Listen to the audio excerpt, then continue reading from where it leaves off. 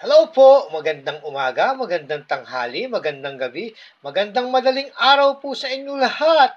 Diyan po sa abroad, sa Amerika, Canada, Saudi Arabia, UAE, Singapore, at saan man pong sulok ng mundo ay may Pilipino.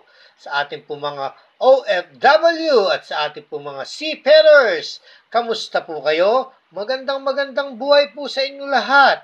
Dalangin ko po sa may kapal ang malakas na pangangatawan para sa ating lahat.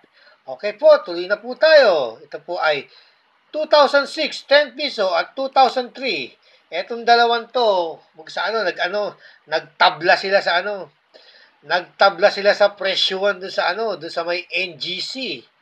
Yung NGC, yung New Generation Currency. Ay, sa pala, nagtabla sila sa presyo ng NGC, yung Numismatic Guarantee Corporation, yung po, yung NGC yun, ito. Ayan, Numismatic Guarantee Corporation. Yan, medyo nagtabla tong dalawang to. Itong 2003 at saka 2006. Titingnan natin yung kanyang yung kanyang presyo, paano sila nagtabla. Ito. Ayan. Ayan. Itong 2006, medyo maliwanag. 2006, no?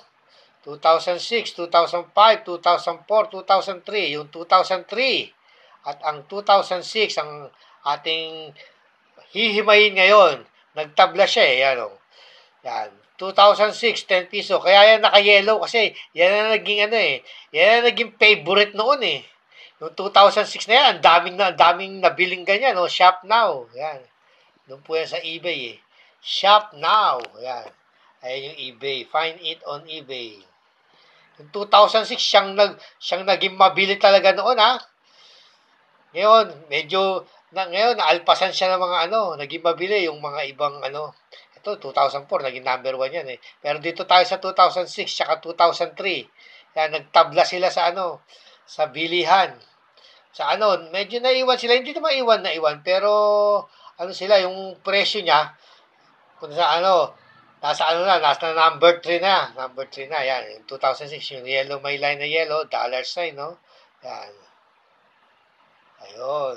Ayan, 2006, Yan, ang presyo niya na talaga ngayon. $4. Ito. Tapos ito, sundan natin ng 2005. Nanginginig ako.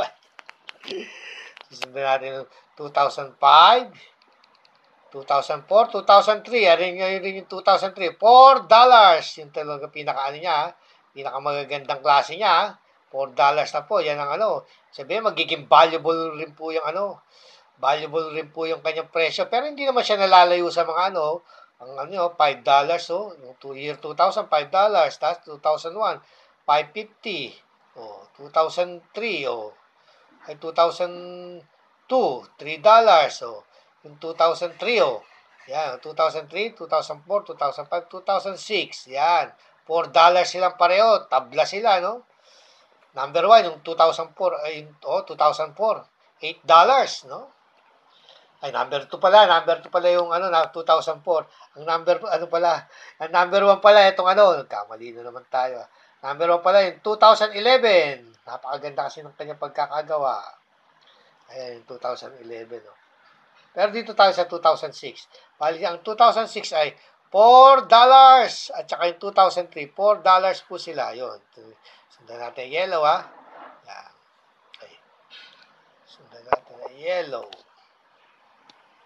Ayun, yung yellow, $4 para sa 2006 at 2003, $4. Okay po, Sana po'y nakapagbigay ako ng kaunting impormasyon, kaunting aliw, entertainment ba sa pangungulekta ng coins. Okay po, hanggang sa muli po, lagi po nating tatandaan, ang mga barya ay bahagi ng kasaysayan. At tayo po ay bahagi ng kasaysayan ng Pilipinas. Bye for now. Don't forget to subscribe.